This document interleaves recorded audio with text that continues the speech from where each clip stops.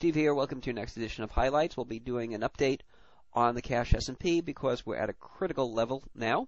And before we segue into an actual S&P chart, cash S&P 500, just want to remind you, for those who are not familiar with our educational resources, we do have one of my favorite Western strategies discussed in our DVDs, and that is called a falling off the roof.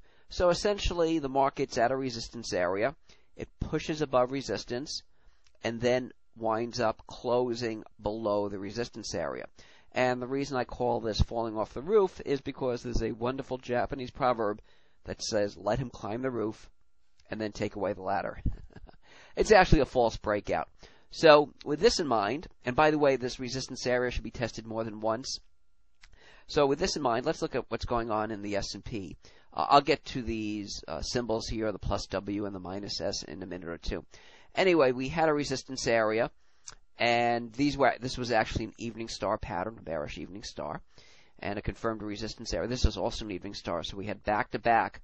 And this is a great thing about education with Nissen candlesticks. And the reason we call them Nissen candlesticks is because there's, a lot of education out there on candlesticks, but, they're well-intentioned, but unfortunately a lot of the information is wrong. And so we have what we call Nissen candlesticks, candlestick training the right way. Anyway, these are both evening stars, and the high of the evening star should be resistance, so we had back-to-back evening stars. Pretty ominous. And so we had a resistance area, and now notice recently the market on Friday, this is through the close on Monday, the market pushed above resistance, but it couldn't close above it, or just closed slightly. If it did close above it, depending on how thick I drew the line, it was slightly above the resistance, but essentially not a decisive breakout. And then today we've pulled back a little, high close for the move, which is good, but still not a decisive break of resistance. So what I'd be watching very, very carefully is to really confirm a breakout. I want to see a close above 1155. Right now, the market does look a little bit vulnerable because of the inability to decisively break above the resistance area. Now, again, for those who have the education, one of the other things we like looking at is old resistance. Okay, once broken decisively, which has not happened yet, old resistance should become new support. So if the market closes at 1155 or higher, then on any pullbacks, it's very important to hold about the 1150 area based on the close. Okay, because if it doesn't, that would be a false breakout or falling off the roof. Right now, we're also in that mode of falling off the roof. It hasn't been negated yet. We have to see a close above 1155 to really turn bullish. Now, what I'd be looking for as next support is the rising window, which is a plus W. Now, what these are, by the way, the rally started with a hammer, the plus H. This is our Nissen candle scanner on the upper left-hand corner. Okay, that's what the plus H is for. I don't have all the candle signals highlighted. For example, this would be evening star. I just wanted to highlight the hammer, the window, and we'll look at this minus S in a minute. So the hammer is a plus H, and what's great about the candle scanner is all you got to do is left mouse click on the symbol or the upward pointing arrow, and you get, if you see here on the lower left, what the signal is. So if you don't remember plus H is a hammer, you just click on it, and you have the text hammer. Anyway, the market rallied from the hammer. Now we have a series of rising windows. That's what the plus W's are, and we know a rising window is support. So we had a rising window here and a rising window over here, and this is actually my first support area on a continued break. Would be this rising window, and then the next support would be the rising window here.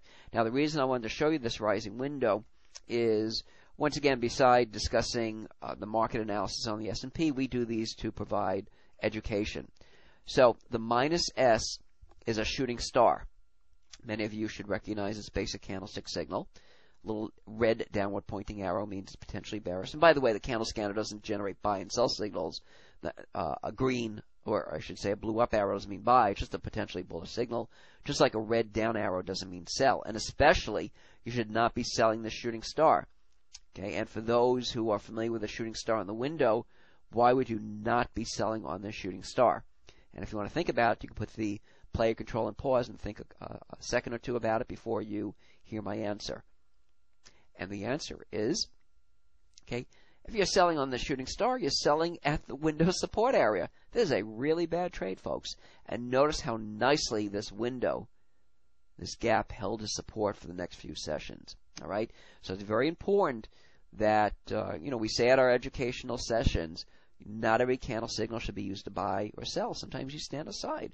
So with this shooting star, although it's a potentially bearish signal, okay, shown by the minus S and the downward pointing red arrow, it doesn't mean you sell it. If you're selling it here, you're selling right at support. Okay, not a great trading strategy. So, very important to summarize. I want to see a close for those who are bullish. Want to really see a close above the recent high to say that, okay, we've blown, as the Japanese would say, we've blown the dirt away. But for now, I'll be a little bit nervous because of the inability to decisively close above the resistance. So, hopefully this helped. And by the way, if you do want information on the Nissen Candle Scanner, you can visit our website at www.candlecharts.com. And once again, the link down here is for anybody if you have colleagues or friends who are traders or active investors and are not yet part of our free educational newsletters, highlights that we send like this one. Why don't you send them this link so they can be part of our NissenCandleCharts.com family. Thanks for joining me, and may the candles continue lighting your path to greater prosperity.